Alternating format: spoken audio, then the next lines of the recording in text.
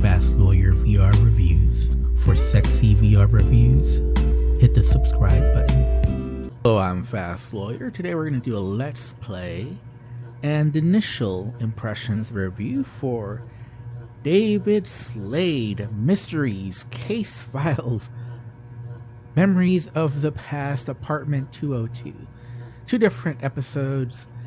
VR, a game that was released on the Steam store yesterday, January 25th, 2023.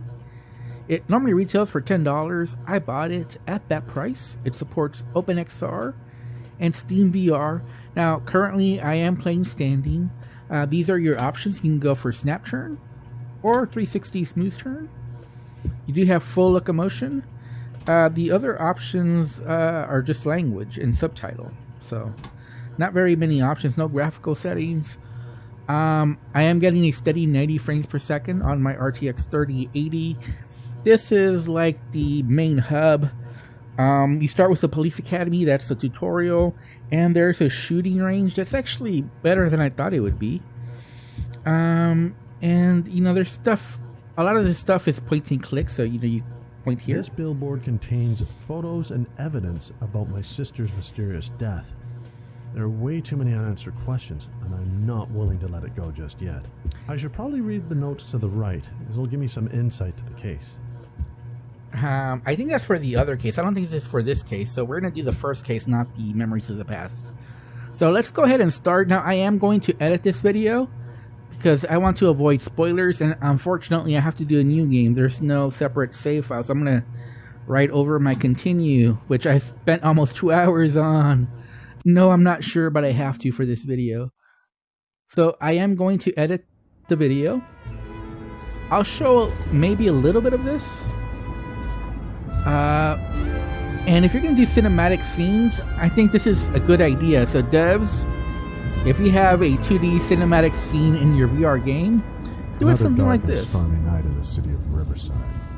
Seems every time the sun goes down, the skies open up and rain down sharp razor blades that pierce your skin like a hot knife through butter. Okay, so that was the opening cinematic. I did edit most of it because this video would be very long, and I also want to avoid spoilers.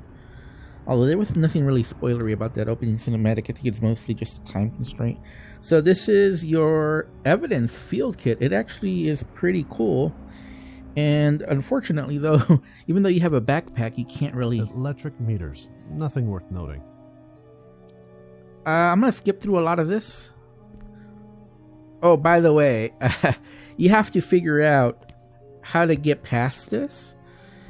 And so I'm going to show this because it doesn't work. Hello, I'm Detective David Slade with the RSPD. Can you please buzz me through?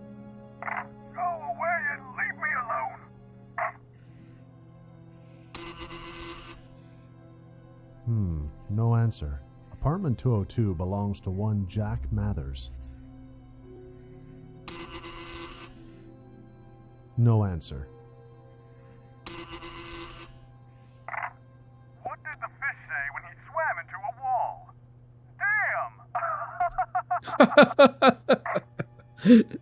Damn! Okay, so I'm going to edit the video because I don't want to spoil how you get past this point. It wasn't the most fun puzzle solution here. This is probably the least favorite of mine, but I'm gonna edit the video. Okay, we're back. I got through here. It wasn't that difficult, but it was kind of annoying, and it did take me a while because I guess I'll give a hint. At first, it didn't work, but if you're persistent, you might find a solution. That's all I gotta say. That's probably more than a hint there. A payphone, a relic of a dead era. I doubt these even work anymore. So I'm not going to point at everything. You can click on that stuff if you want. Like I said, I don't want to make a long video, but you know, you should probably click on all that stuff. The door is locked. No need to go in there anyway.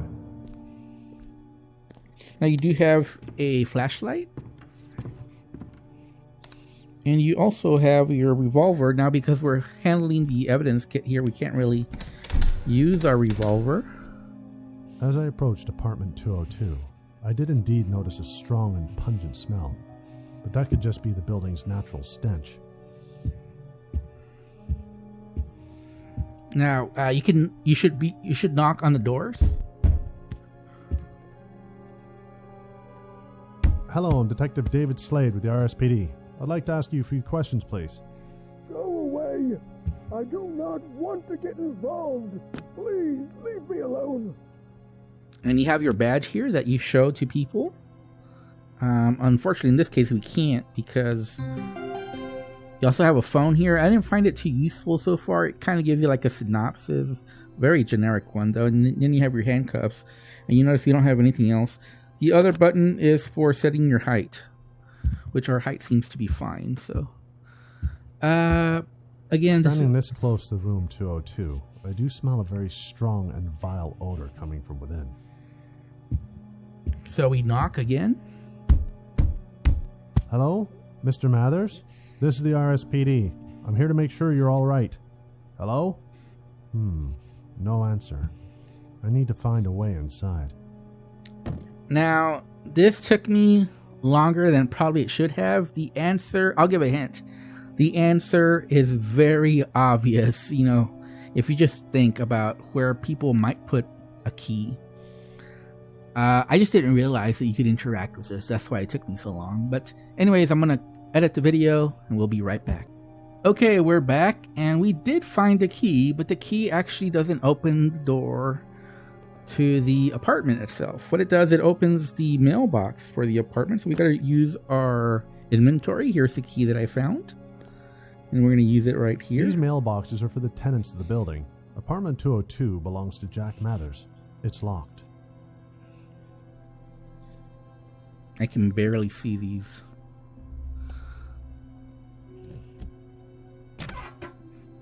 A Chinese puzzle box. I had one of these when I was a kid. Let's see. To open this, I need to have all of the buttons in the down position. If I press one button, a button in each corresponding direction also goes down. If I press the same button again, they become inverted. So this one actually did take me a little bit of a while. So I brute forced it through trial and error. Maybe someone can, you know, in their mind figure it out. But I'm not gonna lie, I brute forced it and just tried it enough times that I was able to solve it. But you do have to solve this. I'm not gonna show the solution, so I'm gonna edit this out, and we'll be right back after I solve this. Okay, we're back, and as you can see, we unlocked the Chinese puzzle box. We got a key. This is the key to the apartment. And we also got a hint. It says, States. It's the key. All right, so that's probably important. We're just going to toss it, though. Yeah. You can walk faster, so you know you're not always just walking slow. You can push down on your joystick to walk faster. You know, you want to announce to the whole world that you're here.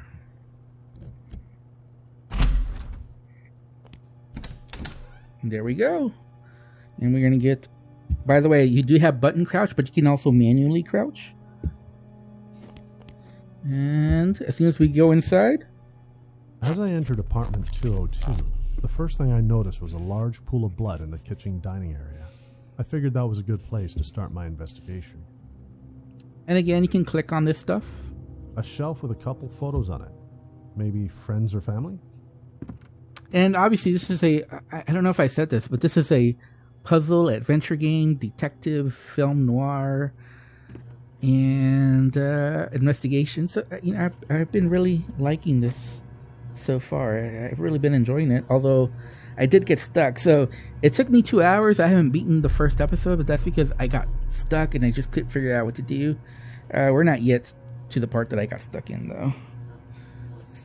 Be a little ways from that. So once you get into the scene, notice that you have this little this is where you save. So from your little clipboard you can save, and you can also read some notes. This is a note I found in the puzzle box that dates are key. So it does have some relevant evidence. It also tells you about evidence collection, and basically you have to photograph. So you do that by turning on this. Oh, by the way, first we have to... This is a lot of blood. What happened here? I need to make sure I follow the correct procedure when collecting evidence. If done incorrectly, it could lead to the criminal getting away with whatever went on here. I need to be thorough. So we took a photograph and now it says evidence on there. And once we've taken the photograph, this is a little clunky here, the inventory here. Once we take the photograph, what we can do is we can get a swab and we could get a little vial. Then we go down there again and we collect the evidence, and then we put it in the evidence box. Voila, that's how you do it. And then you can save. This is probably unnecessary saving. Probably a bit too much.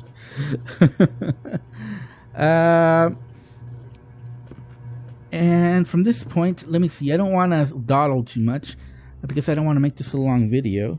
But you can see there's more blood. A small drop of blood. I should follow the trail and see where it goes. And so what I'm going to do is I'm going to take a photograph.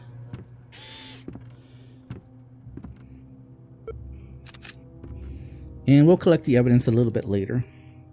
Another drop of blood.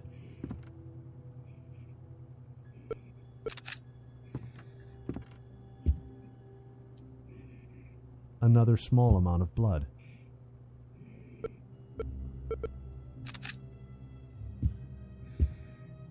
The door to the bathroom is locked, and the handle is also covered in blood. Hello? Mr. Mathers? Are you in there? Hello? I need to get this door open. I'm really enjoying this little detective adventure game, puzzle game. The interactions aren't the most polished interactions, but I think they're good enough. I don't know if I should collect the evidence. You know, I don't want to make this a long video. You know what? I'm not going to collect the evidence. Normally I would. In fact, in my first playthrough, I actually collected everything. Here's another. Looks like there was another person here with Mr. Mathers at the time of the incident. Maybe a fight broke out? Too soon for speculation.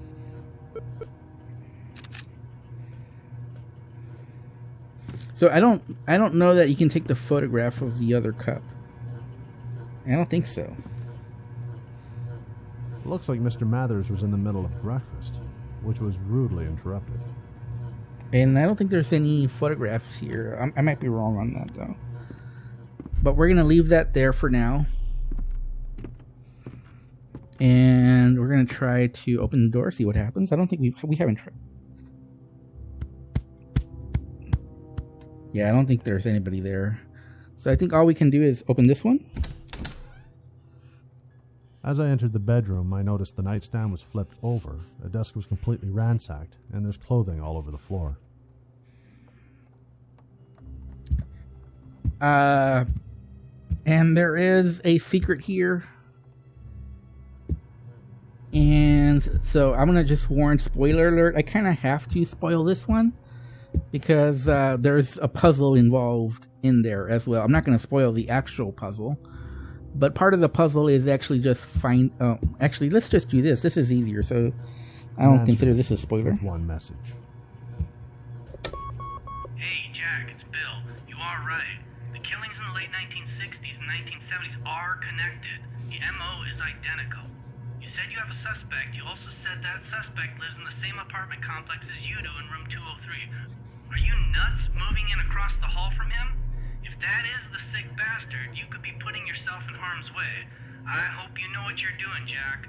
The name of the guy in room 203 is Charles Jenkins. He was arrested in 1974 for nearly beating his neighbor to death. He served a short jail term and was released early for good behavior. Based on his jail record, he could be your man. Be careful, Jack. By the way, this does tell you how much evidence there is and how much you've collected. So we've only collected 2, believe it or not. Oh, this one automatically got put in there. That's a little odd. So I'm gonna spoil. This is a minor spoiler, by the way, but I kind of have to because it's part of a puzzle, and I can't show the puzzle if I don't. So why? It's not. Scratch marks on the wall. I wonder what caused these. So we can use our flashlight there. You can see the scratch marks there. I mean, I don't know how much of a spoiler this actually is, because you're kind of told, right, from there? Like, you can guess from that, right?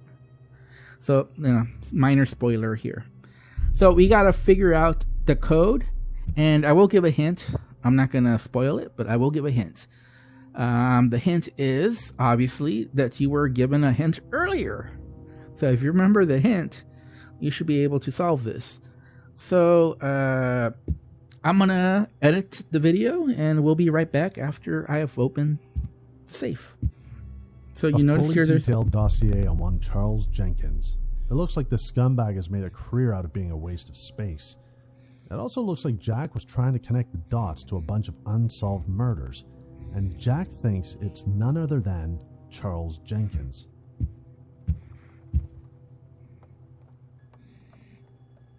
So I don't know that there's anything to do with this. Obviously, the criminal wasn't handling it; was the victim who was investigating. So I think we just put it in the Dropbox. So there we go. It says 3 collected, and we have 21 evidence. By the way, you do have a gun. Like I said, you can go to the shooting range to practice. And there we go. If the criminal comes, we're ready for him. But that's basically where I am. And I have enjoyed this detective puzzle game. But I don't know what to do after this point. But I have really enjoyed this game. And don't forget to save. Anyways, if I have to rate this based on what I played, I would give this a solid 7.5 out of 10. That's actually a really good score for me. Anyone who follows my channel know that I give lots of games 4, 5s, and 6. Because, you know, most Steam games should fall in that category. Because 5 is average, 4 is below average, 6 is, you know, a little bit above average. So 7 is when we start getting, okay, these are good VR games.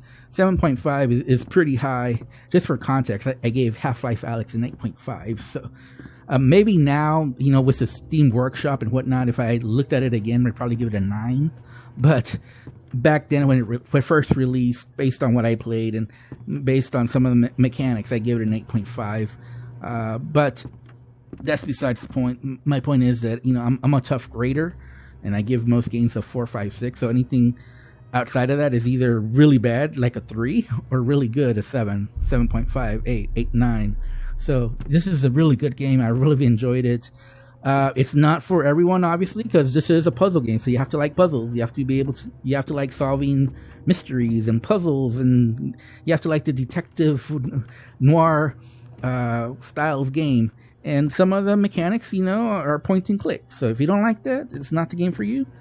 But I've enjoyed it. You know, this is, I think, one of the better ones. One of the better detective. Well, it's definitely the best crime scene investigation type game. I don't recall another one that's better than this one. So I would say it's best in its class. But again, these are early impressions. If the game from the rest of the point is of this high quality, I would probably rate it higher. So, you know, take my score with a grain of salt, but this is, in my opinion, a really good game. So that's what I can say. I don't know if it's a great game because I haven't finished it. So, and I'm stuck here. So I'm getting a little frustrated, but that's not the game's fault. And I'm not deducting for that. But like I said, it's only initial impressions. And the 7.5 is mostly because some of the interactions are clunky, like especially this inventory system, and there's no graphical options, stuff like that. You know, that's where I'm deducting. But if the rest of the content is as good as the first part that I played, and there's substantial content, I would bump it up to an 8. So, and maybe even go as high as 8.5. I don't see myself going higher than that, just because, you know, it's not the best looking. It's not the interactions aren't the smoothest and most polished, though. But yeah, I'm really recommending this game. I think it's really good, really solid, and I just don't know if it's great or not. So, but it is really good. Anyways, I'm Fast Lawyer. Hope you enjoyed my Let's Play early impressions. If you did, don't forget to like, comment, and subscribe. And as always, have a wonderful day. Goodbye.